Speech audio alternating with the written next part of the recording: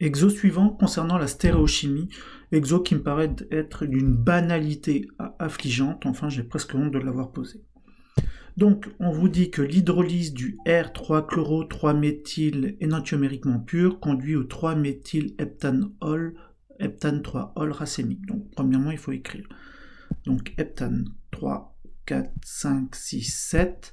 En 3, je place un méthyle et un chlore.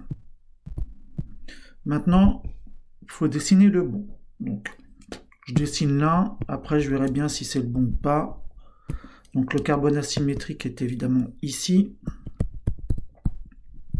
Priorité numéro 1, 2, 3, 4. Le 4 est derrière.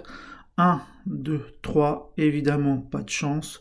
J'ai dessiné le S. Donc j'inverse ce qui est devant avec ce qui est derrière.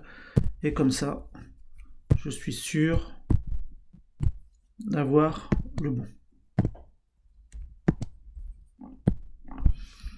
On vous dit que ça, en présence d'eau, c'est ce que veut dire hydrolyse, conduit à l'alcool racémique, c'est-à-dire un mélange de R et de S, dans un ratio 50-50. Alors que là, il était énantiomériquement pur en faveur du R, donc 100%. Qu'est-ce qui manque pour équilibrer la réaction? Eh bien, du HCl. D'accord. Écrire la réaction. De quel grand type de réaction s'agit-il? Soit vous la voyez, vous savez que c'est une substitution nucléophile, et il n'y a même pas de question à se poser. Soit vous lisez la suite, et si on vous demande de faire l'hypothèse d'une SN1 et d'une SN2, c'est que forcément c'est une substitution nucléophile. L'excès énantiomérique, c'est égal au pourcentage de l'énantiomère majoritaire moins le pourcentage de l'énantiomère minoritaire sur la somme des deux, d'accord,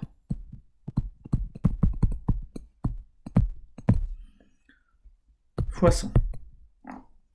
C'est 100%, d'accord. Donc au début, vous avez un excès énantiomérique qui est de 100 moins 0 sur 100 fois 100, ça fait 100%. Vous avez 50 moins 50 divisé par 100 fois 100, ça fait quand même 0. Donc vous avez racémisation totale. Soit l'hypothèse d'une SN2, d'écrire le mécanisme SN2, c'est l'attaque par derrière en opposé de la liaison carbone-chlore, c'est une réaction en une étape.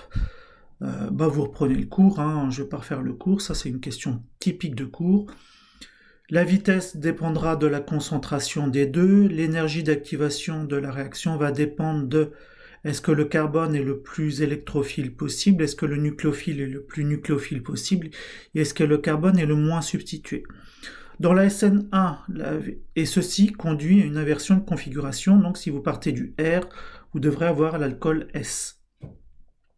Dans le cas de la SN1, ce que vous avez, c'est une réaction d'ordre 1 en dérivée halogénée, puisque la première étape cinétiquement déterminante, celle qui impose sa vitesse, c'est le départ du chlore, formation du carbocation. S'ensuit, dans une étape très rapide, l'attaque du carbocation par l'eau, puis la perte de H+. Comme le carbocation est plan dans l'étape de formation du carbocation. À mes souhaits. Vous perdez la chiralité. Ensuite, le carbocation est plan. L'eau peut l'attaquer par au-dessus ou par en dessous. Par au-dessus, vous formez un énantiomère. Par en dessous, l'autre, vous obtenez le mélange racémique. On voit que c'est celui-ci qui est en accord. Donc, conclusion, c'est une SN1 en accord avec le fait qu'on racémise. Voilà, on va pas y passer une vie non plus. Qu'est-ce qu'on aurait pu mettre en œuvre? On aurait pu regarder si en augmentant la concentration en eau, la vitesse augmentait. Donc, si la concentration en eau augmente, est-ce que la vitesse augmente? Non, elle est constante. Ça, c'est aussi une preuve de la SN1. Puis en même temps, c'est logique, quand vous regardez le carbone ici, vous voyez que vous avez un carbone tertiaire, c'est-à-dire très encombré. Ça va être difficile pour l'eau d'attaquer derrière en anti, inversion de Walden. de se glisser dans l'intérieur du parapluie qui est très encombré. En même temps, ce carbone n'est pas très électrophile parce que vous avez trois effets plus I et forcément ça va pas faciliter non plus l'eau qui est pas très nucléophile d'attaquer ce carbone qui est pas très électrophile. Donc, à l'opposé, le carbocation va être relativement stable. Conclusion, tout favorise la SN1.